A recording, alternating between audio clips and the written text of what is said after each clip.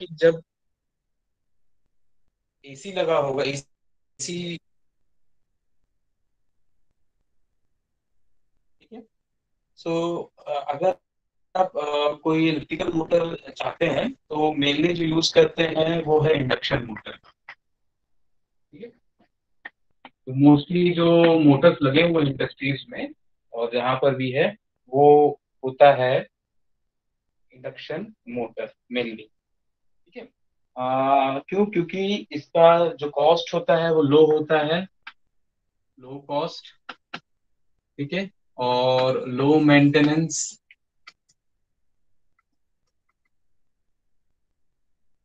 And रगड़,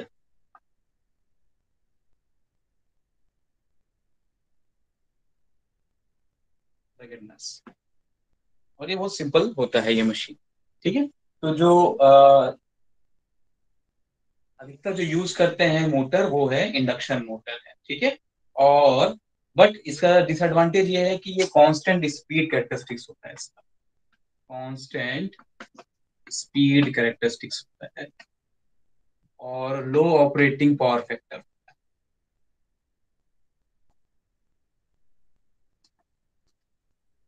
ठीक है। तो ये सारे एडवांटेज हैं और ये सारे डिसएडवांटेज हैं। ठीक है। मतलब कांस्टेंट स्पीड, बहुत जो एयर गैप होता है, जो स्पीड रेंज होता है वो कम होता है, और इसका पावर फैक्टर भी, जो ऑपरेटिंग पावर फैक्टर है, वो बहुत कम होता है। ठीक है।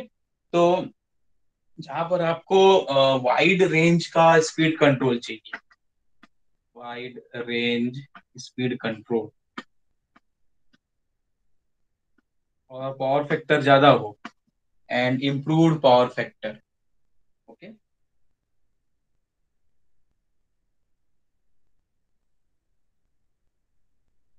तब ये इंडक्शन मोटर वहां पर यूज नहीं करते हैं। हम क्या यूज करते हैं? AC commutator machine. ठीक है। तो एसी कम्यूटेटर मशीन, इसका जो पावर फैक्टर होता है, operating power factor is nearer to unity.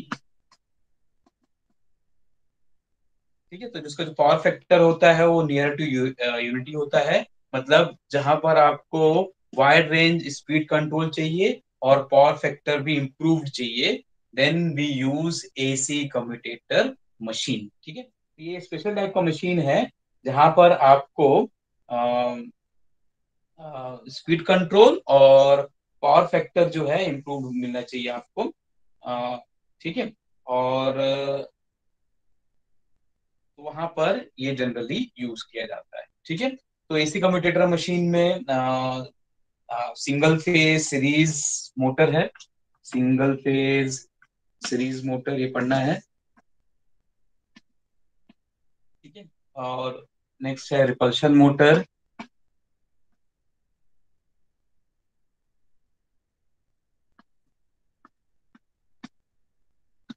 ठीक है। तो ये दो तीन मशीन है जो इसके अंदर में पड़ेंगे। ठीक है। तो क्या होता है? Start with AC commutator machine.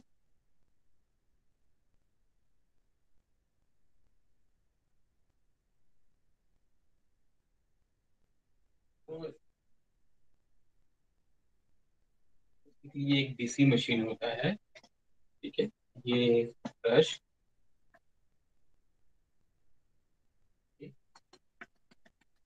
और ये आपके फील्ड।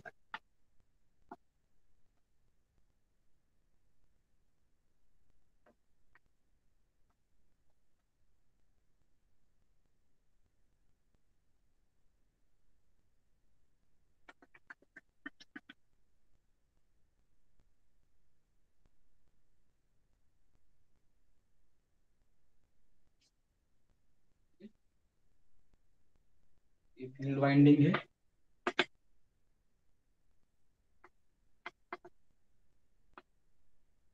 ये आपका रोटर है, और ये ब्रशेस। ठीक है। कम्यूटेटर के ऊपर ये ब्रशेस रखा हुआ है। ठीक। और ये आपके यहाँ पर मेन पे प्लस। तो हम पहले पढ़ेंगे EMF induced in commutator winding. EMF induced in commutator,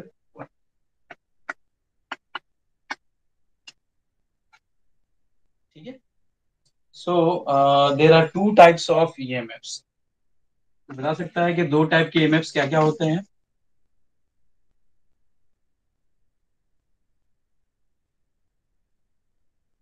to types of EMFs.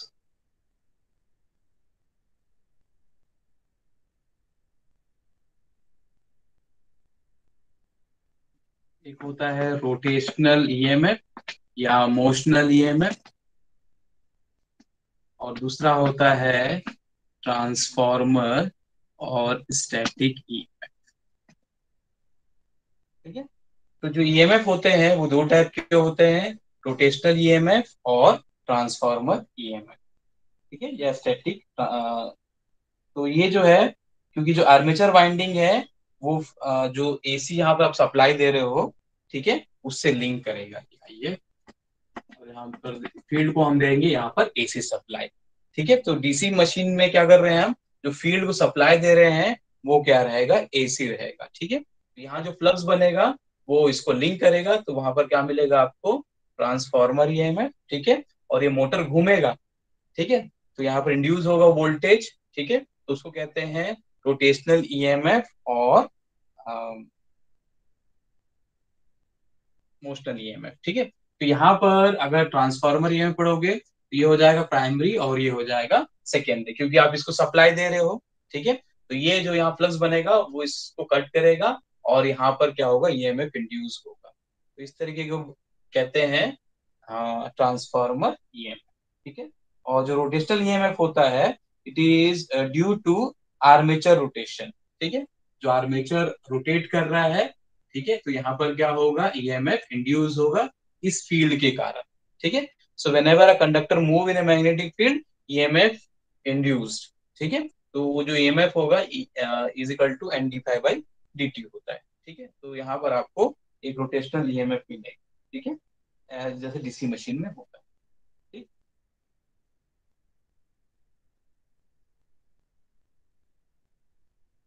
तो पहले पढ़ते हैं EMF induced by pulsating field.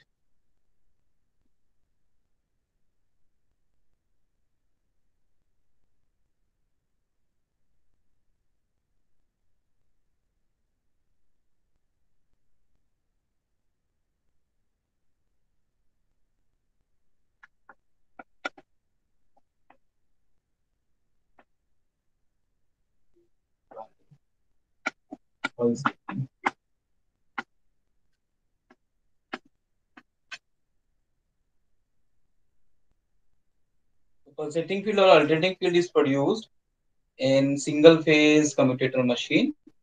Here rotational and transformer VMF are considered and they are produced by this pulsating field.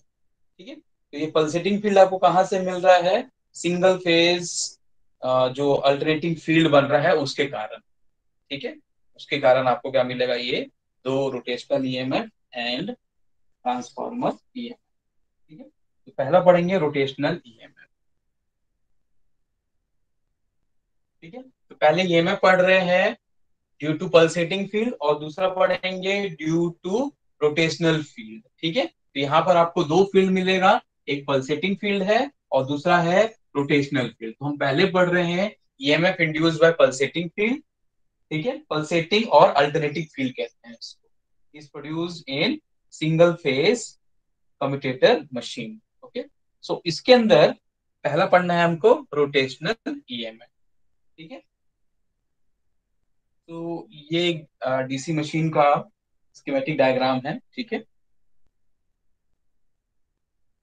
सो एक rotational EMF, इसको कहेंगे E R, is developed across this brush A B, ठीक है। तो एक E R आपको मिलेगा इस ब्रश के अक्रॉस, ठीक है,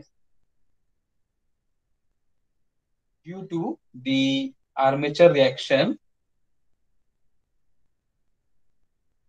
armature rotation in D axis flux. ठीक है, तो आर्मेचर आपका रोटेट कर रहा है। ठीक है,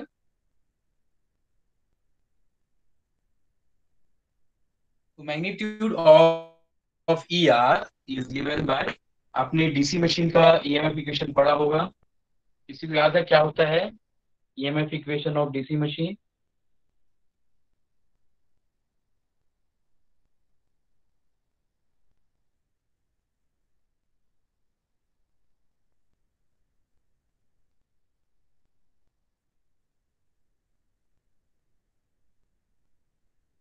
ये जो फाई बना, वो यहाँ पर क्या होगा, पूरा यहाँ पर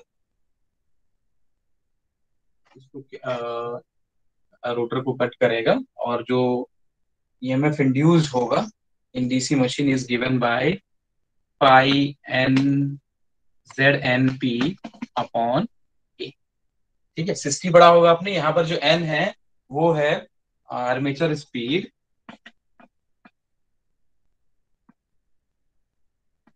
इन आरपीएस। मैं क्या ले रहा हूँ, आरपीएस ले रहा हूँ। ठीक है, अगर आरपीएम होगा तो यहाँ पर डिवाइड बाय 60। ठीक है, फिर Z is total number of conductors, total number of conductors, P है number of poles, field poles, और A is number of parallel paths, number of parallel paths। ठीक है, तो ये हो गया आपका, ये आपने पहले ही पढ़ा है, जो डीसी मशीन का ईएमएफ इक्वेशन होता है, जो इंड्यूस होता है voltage, pi Z N P upon A. ठीक है, ये फ्लक्स है, मेन फील्ड फ्लक्स है, जेड नंबर ऑफ कंडक्टर्स है, टोटल कंडक्टर्स, एन स्पीड है आर्मेचर का स्पीड, रोटर का speed, P number of poles है, ए ये नंबर ऑफ पैरेलल पाथ्स है। 60 ए भी होता है, कब होता है, जब आपका एन आरपीएम में होगा, तब होगा। ठीक है, तो यहाँ पर जो ई आर है, अगर स्पीड कांस्टेंट है तो E R is proportional to five. ठीक है, तो ई आर डिक्रीज होगा, फाइव डिक्रीज होगा तो ई आर भी डिक्रीज होगा, फाइव जीरो होगा तो ई आर भी जीरो होगा। ठीक है, और अगर आप रोटेशन को रिवर्स कर रहे हैं तो ये ई आर भी क्या हो जाएगा, रिवर्स हो जाएगा। ठीक है, डायरेक्शन ऑफ रोटेशन अगर करोगे तो ये भी क्या हो जाएगा, रिवर्स हो जाएगा। ठीक है, तो उसके अकॉर्डिंग वो घूमता है। तो अगर फेजर डायग्राम बनाओगे, सो ये है फाइव और ई आर दोनों सेम फेज में। ठीक है, और अगर आप रोटेशन को रिवर्स कर रहे हो तो ई आर इधर आ। ठीक है, if the if direction of rotation reverse.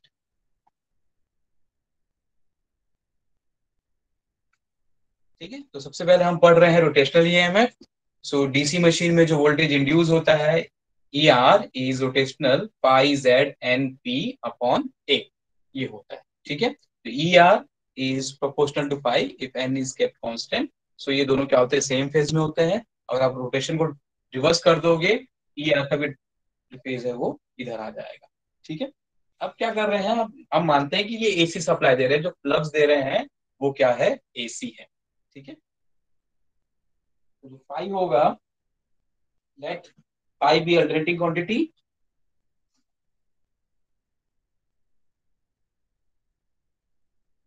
जो फाइव दे रहे हैं, five is equal to five M sine. ठीक, सो अभी एक डीसी मशीन है और सप्लाई क्या दे रहे हैं हम यहाँ पर, एसी सप्लाई दे रहे हैं। तो एसी सप्लाई के कारण जो फ्लक्स मिल रहा है वो है five M sine omega T. ठीक है, और ये है पल्सेटिंग फ्लक्स, और ये देगा, ये है pulsating flux, and this will give rise to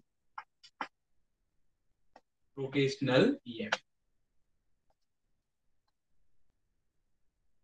इस फ्लक्स के कारण क्या मिलेगा आपको, रोटेशनल ईएमएफ मिलेगा। तो यहाँ पर क्या होगा, फाई की जगह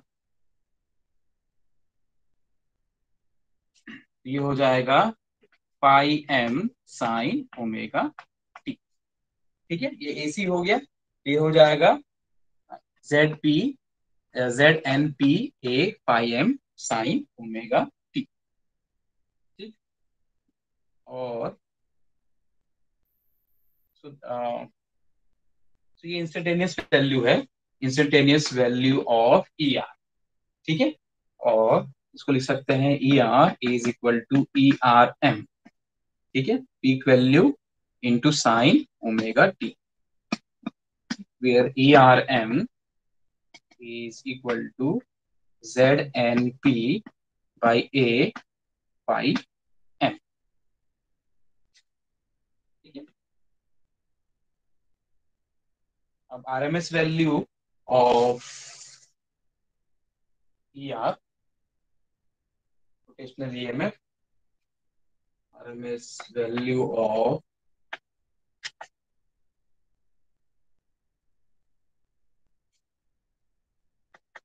रोटेशनल EMF,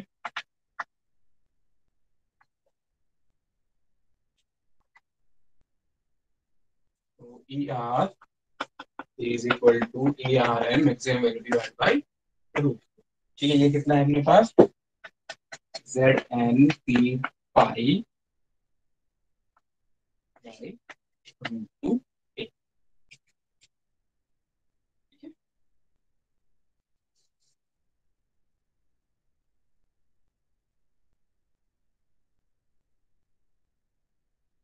ऊपर नीचे रूट टू मल्टीप्लाई कर दीजिए तो रूट टू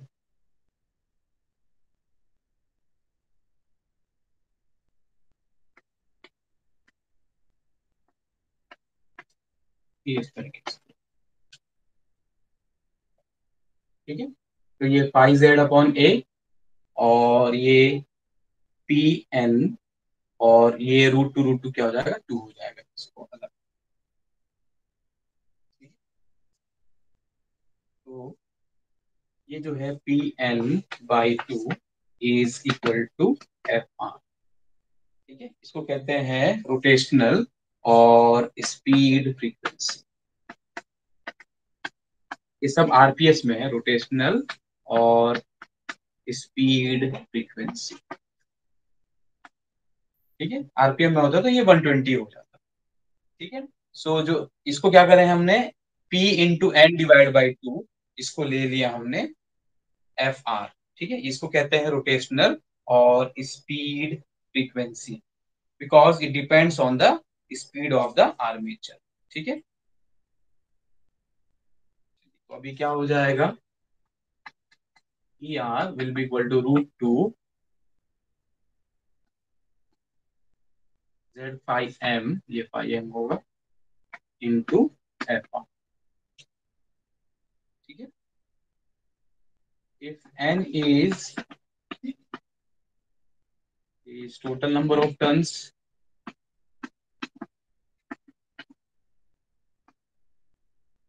आर्मेचर टर्न्स, तो N is equal to Z by two. ठीक है, क्योंकि यहाँ पर एक में दो कॉइल होते हैं, तो टोटल नंबर ऑफ कॉइल क्या हो जाएगा, Z बाई टू हो जाएगा। ठीक है, यहाँ पुट कर दो तो ये हो जाएगा ER will be equal to root two, Z के जगह हो जाएगा 2N। ठीक है, ये हो जाएगा Z is equal to 2N, हो जाएगा into 2N pi M upon A FR। ठीक है, या ER is equal to 2√2 N pi M FR divided by A। So this is the equation of rotational EMF।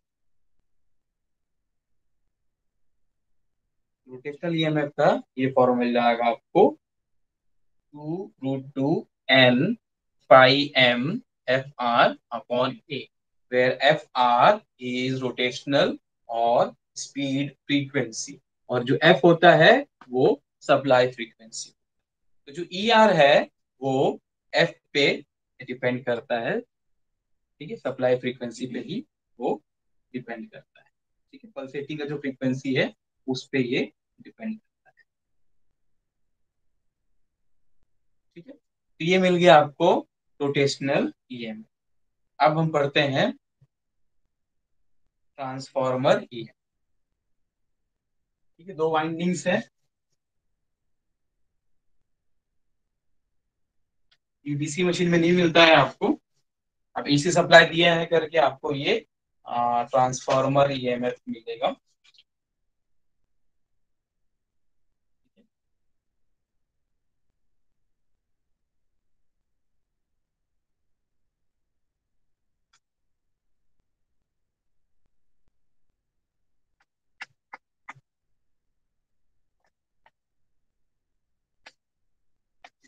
तो नाम से समझ में आ रहा है कि यहाँ पर ये जो ईएमएफ बन रहा है वो ड्यू टू ट्रांसफॉर्मर एक्शन के कारण।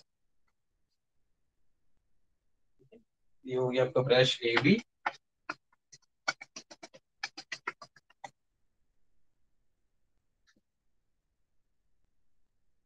और ये आपका फील्ड,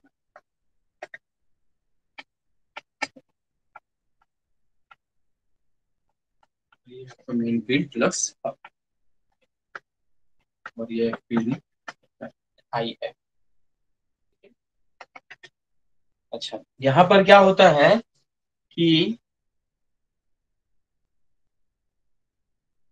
ट्रांसफॉर्मर ईएमएफ कब मिलेगा, जब इस तरीके का आप अरेंजमेंट करोगे। ठीक है। और रोटेशनल ईएमएफ कब मिलेगा, जब ब्रश 90 डिग्री से अपार्ट। ठीक है, तो ये ट्रांसफॉर्मर ईएमएफ के लिए और ये रोटेशनल ईएमएफ के लिए। ठीक है, रोटेशनल ईएमएफ के लिए इस तरीके से रखोगे, इसमें रोटेशनल ईएमएफ इंड्यूस नहीं होगा। क्यों? क्योंकि यहां पर अगर ये मान लीजिए ये नॉर्थ और ये साउथ बन रहा है, ठीक है, जो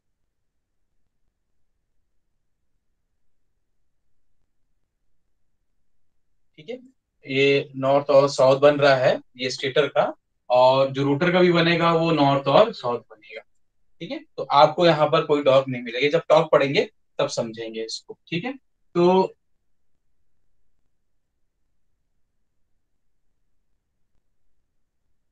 जब ये 90 डिग्री में रहता है तब आपको क्या मिलेगा, ये रोटेशनल ईएमएफ मिलेगा वहां पर। ठीक है, और ट्रांसफॉर्मर ईएमएफ जब आप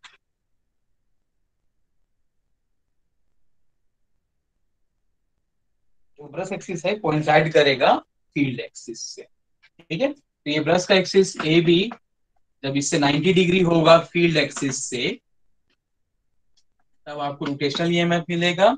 और जब brush axis A B is coincides with field winding axis, then you will get transformer EMF. ठीक है, इस चीज को आप ध्यान दीजिए। ठीक है,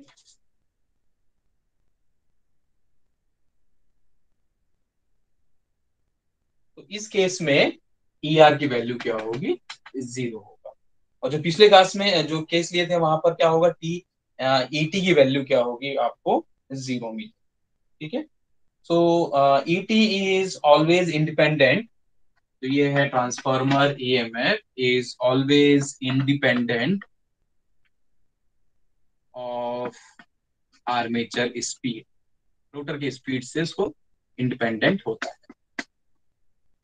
ठीक है, रोटर की स्पीड से कोई मतलब नहीं है। ठीक है, सो जो EMF induce in transformer winding, ठीक है, जो जनरल इक्वेशन होता है EMF induced in transformer winding,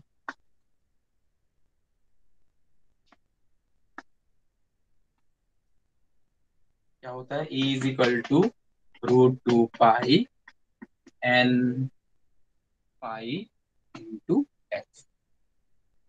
ठीक है, यहाँ पर इसको पाई एम कर देते हैं। तो ये आप, ये है ईएमएफ का इक्वेशन, इसको ईटी कर, transformer EMF E T is equal to √2 pi N pi M into F. ठीक है, सो ये नंबर ऑफ टर्न्स है, ये मेन फील्ड फ्लक्स है, और ये आपका फ्रीक्वेंसी है पल्सेटिंग फील्ड। ठीक है, तो अब ये तो हुआ ट्रांसफार्मर के लिए। हम ले रहे हैं रोटेटिंग मशीन। ठीक है।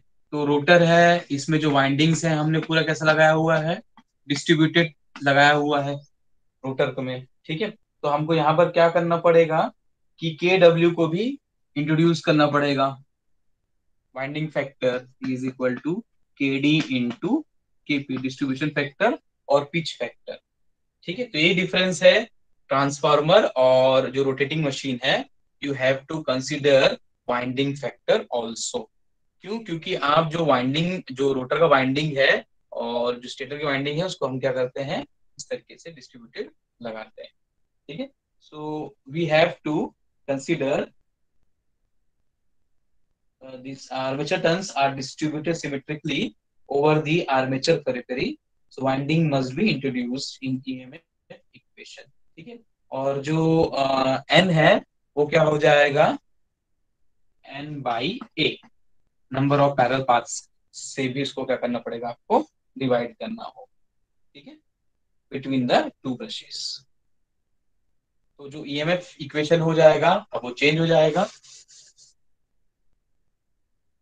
ठीक है। तो यहाँ पर क्या हो जाएगा, ई टी विल बी, ये रहेगा root two pi N by A हो जाएगा ये। ठीक है। और ये क्या हो जाएगा, पाई एम रहेगा मेन फील्ड फ्लक्स, और ये पल्सेटिंग का frequency into K W. Okay, so this is E T across brush A B.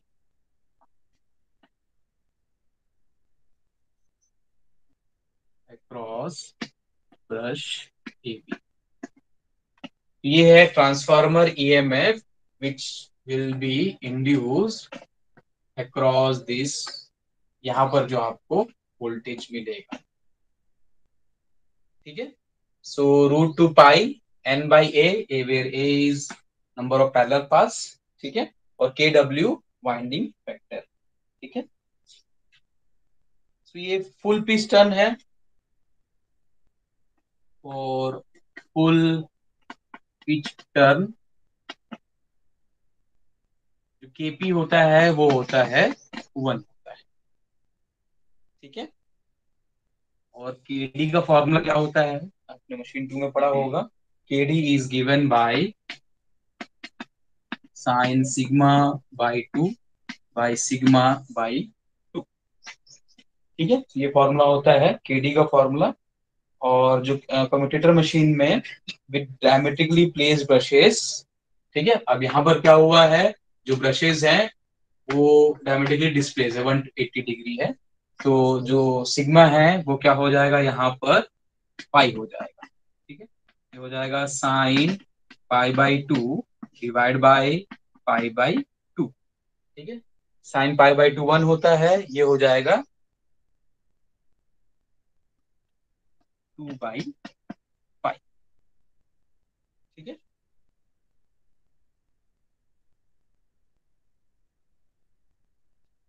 अब इसको सब्स्टिट्यूट कर दो यहाँ पर इस इक्वेशन में। के डब्ल्यू की जगह क्या हो जाएगा, pi by 2। This will be root two pi N by A pi M F into 2 by pi. ठीक है। पाई पाई कैंसिल मिल जाएगा, हो जाएगा, ये हो जाएगा 2 root two N upon A pi M into F. So this is the equation of transformer EMF due to pulsating field. Pulsating field के कारण आपको इतना ईएमएफ मिलता है। ठीक है। सो जो ईटी है किस पे डिपेंड कर रहा है, सप्लाई फ्रीक्वेंसी। ठीक है। तो सेम इक्वेशन मिल रहा है आपको, उधर भी यही इक्वेशन मिल रहा था ईआर में, लेकिन यहाँ पर एफ की जगह क्या था, वो एफ आर था। ठीक है। और जो इसमें इक्वेशन बनेगा पाई एम, सॉरी फेजर डायग्राम, ये है पाई एम, और जो ईटी मिलेगा वो उससे 90 डिग्री लेफ्ट। ये ट्रांसफार्मर में आपने पढ़ा था, जो इंड्यूस्ड वोल्टेज होता है ट्रांसफार्मर में, वो फ्लक्स को 90 डिग्री लाइन कर। ठीक है।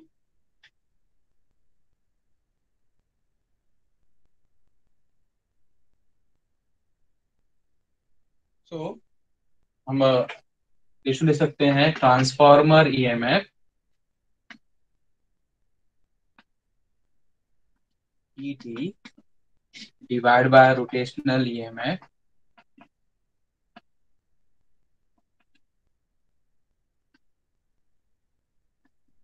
ठीक है।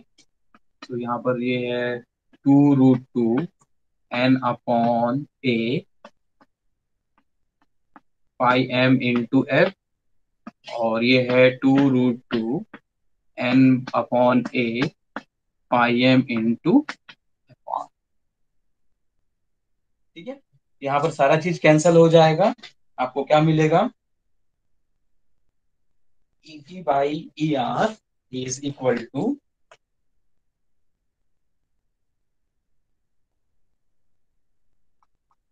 ET by E R is equal to F upon F.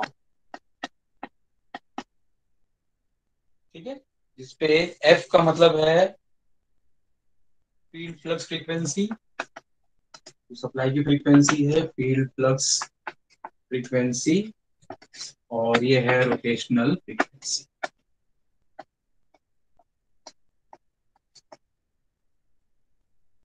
ठीक है, और जो एफ होता है वो होता है N S P by two, ये आरपीएस में है। ठीक है, और ये होता है एन पी एस बाई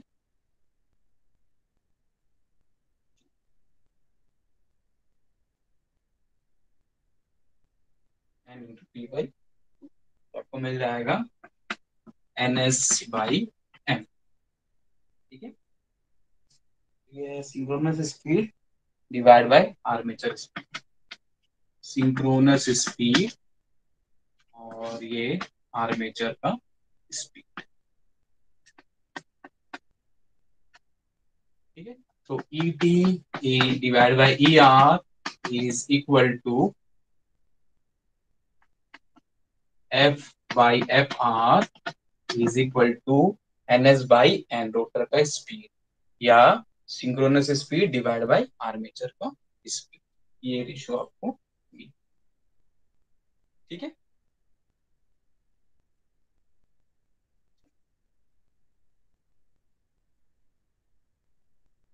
सो अगर आप इस तरीके से ब्रश लगाते हो और ये आपका फील्ड वाइंडिंग है, ठीक है, तो जो ब्रश का एक्सिस है और फील्ड एक्सिस के बीच में 90 डिग्री है, तब आपको मिलेगा ई आर, रोटेशनल ईएमएफ। ठीक है, और अगर ब्रश आप ऐसा लगाते हो, ये ए बी, ठीक है, और ये ए डैश बी डैश, ब्रश का एक्सिस ऐसा होगा, तब आपको कौन सा ईएमएफ मिलेगा, ट्रांसफॉर्मर ईएमएफ मिलेगा। ठीक है, तो आप क्या करते हैं कि ब्रश को थोड़ा सा शिफ्ट कर देते हैं। अब एक जनरल केस लेते हैं जहां पर ये दोनों आपको मिले, रोटेशनल प्लस ट्रांसफॉर्मर ई।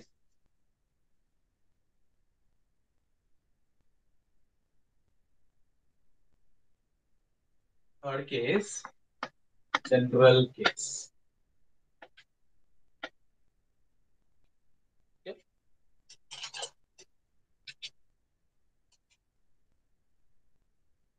यहाँ क्या कर रहे हैं,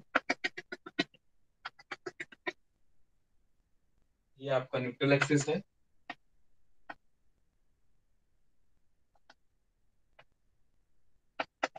ब्रश को थोड़ा शिफ्ट कर,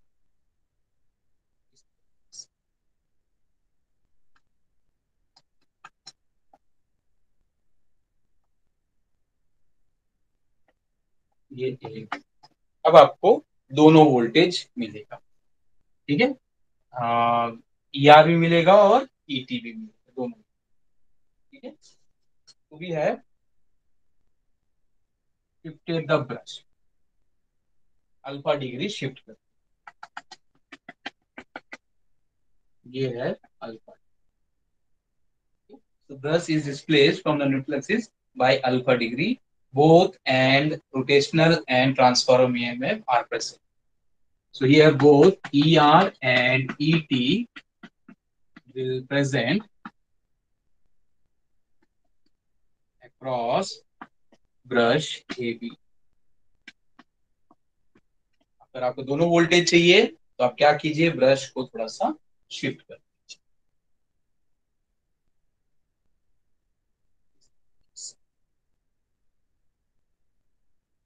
आपका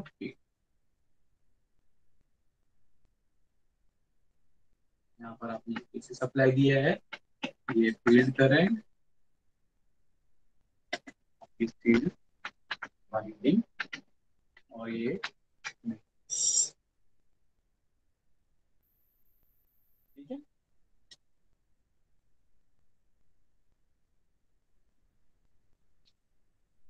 तो ये फ्लक्स मिलेगा आपको फाई टी, और इससे 90 डिग्री पे होगा फाई आर। ठीक है। तो ये रोटेशनल के कारण जो फ्लक्स बन रहा है, और ये ट्रांसफार्मर ये, और इन दोनों का रिजल्टेंट मिलेगा आपको ये फाई।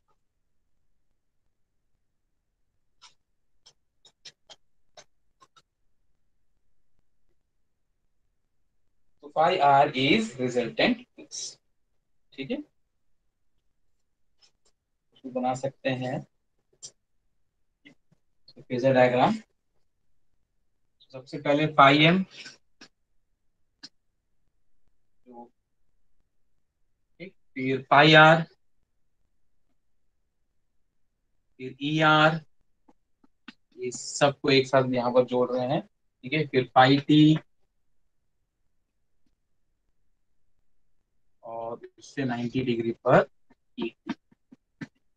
ई टी हमेशा क्या होगा, 90 डिग्री है। ठीक है। और ई आर और ई टी को जोड़ोगे तो आपको मिलेगा ई आर, रिजल्ट है। ठीक है।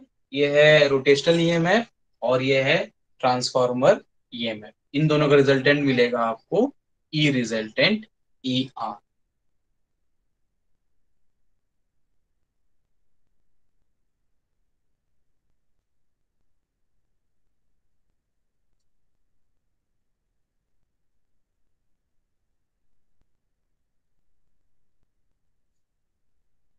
ठीक है। तो ये इसका फेजर डायग्राम है, ये सारे एक ही फेज में होंगे। ठीक है। ये आपका मेन फील्ड फ्लक्स है। ठीक है, फील्ड फ्लक्स है। ये है रोटेशनल फ्लक्स, और ये है ट्रांसफॉर्मर फ्लक्स। ठीक है। ये सारे सारे एक ही फेज में होंगे, और जो ईटी होता है ट्रांसफॉर्मर का ईएमएफ, वो हमेशा मेन फ्लक्स से 90 डिग्री लैग करता है। ठीक है। और ईआर और ईटी, यहाँ पे दो वोल्टेज मिलेंगे आपको, ईआर और ईटी का समेशन मिलेगा आपको ईआर। ठीक है। और ये एंगल भी रहेगा अल्फा। ठीक है। ये पहले यहाँ पर था तो अल्फा डिग्री चेंज कर दिया। ठीक है। पहले फाई टी इधर था, तो ये आपको फाई आर मिलेगा, और ये फाई टी, इन दोनों का रिजल्टेंट होगा फाई आर। ठीक है। तो alternating flux can be resolve into two component.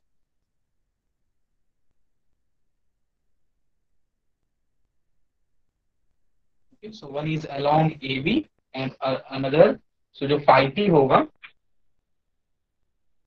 तो ये फाई टी, ठीक, ये है फाई, ऐसा है।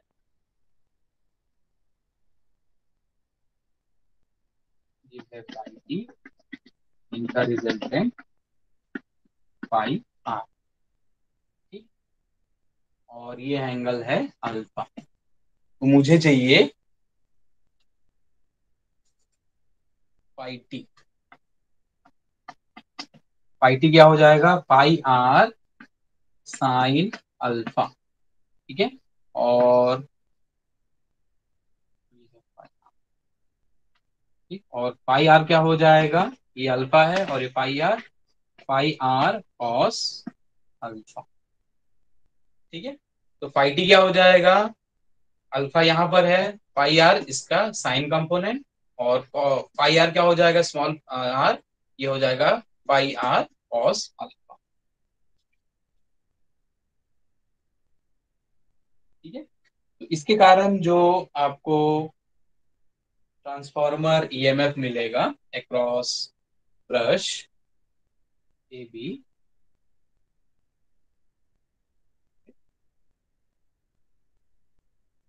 So the flux component phi t is in phase with phi m induces ET across brush A due to transformer action.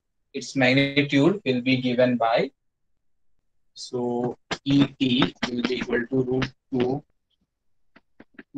2 n upon A, okay, Z। और कौन सा कंपोनेंट है ये ET? phi t के साथ रहेगा sine alpha, phi m sine alpha आ जाएगा।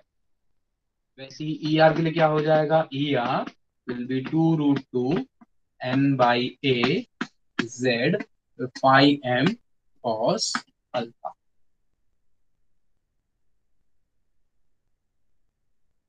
ठीक है, तो उस समय अल्फा तो के नहीं थे इसलिए ये सब नहीं था। ठीक, तो यहाँ पर साइन, क्योंकि उसका ये कंपोनेंट मिल रहा है आपको पाई आर का, तो ये साइन अल्फा, और जो रोटेशन मिलेगा वो क्या हो जाएगा? कॉस। तो this is EMF appear across A B. ठीक है, ये कहाँ मिलेगा आपको? ए बी, ई आर की वैल्यू ये।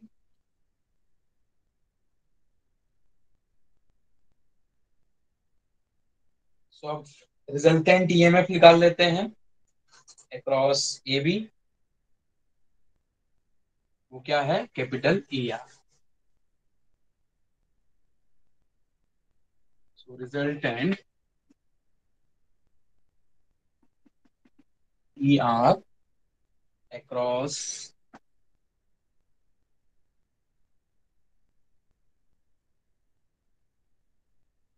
Brushes A B will be given by E R, क्या है? E R plus E T. ठीक है, मैग्नीट्यूड क्या हो जाएगा?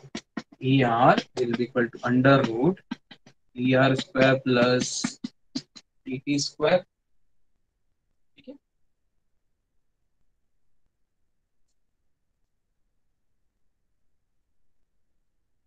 क्या हो जाएगा? यहाँ पे सब्स्टिट्यूट करो, तो ये ई आर आएगा स्मॉल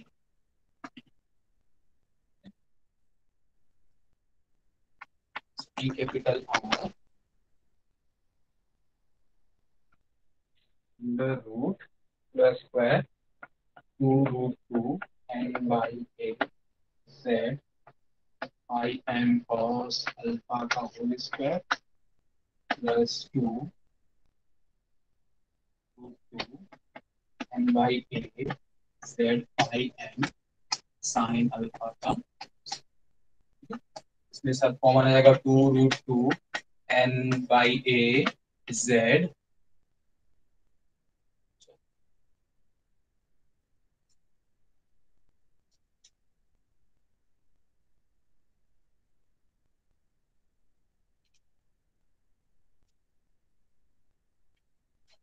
एन नहीं रहेगा, हो जाएगा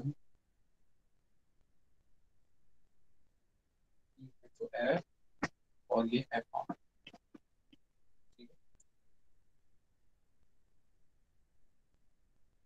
कॉस अल्फा एफ ऑन, और यहाँ पर Z by A under root F R cos alpha का whole square plus F sine alpha का स्क्वायर। तो ये आपको मिलेगा total EMF.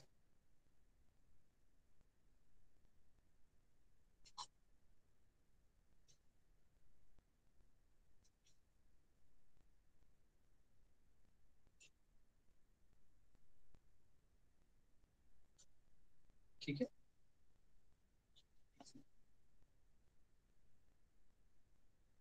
E R will be equal to root 2 root 2 z by a under root fr cos alpha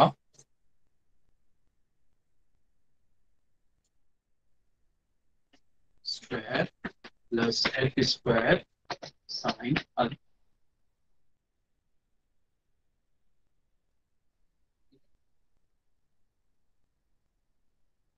ये आपको मिल जाएगा resultant. ये अल्फा डिग्री हमने यहाँ पर डिस्प्लेस किया हो। ठीक है, ब्रश को। और जो टेन थीटा है वो है E T by E R, which is equal to F by F R ten. So theta is time phase angle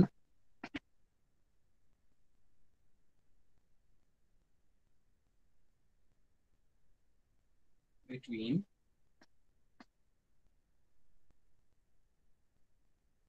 ER and phi।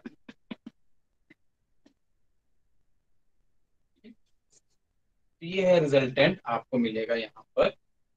ये रोटेशनल और ट्रांसफॉर्मर की है।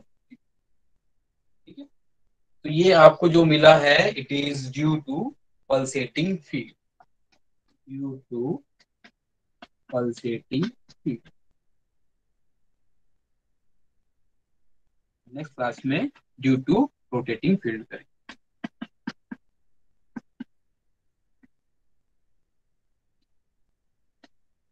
ठीक है,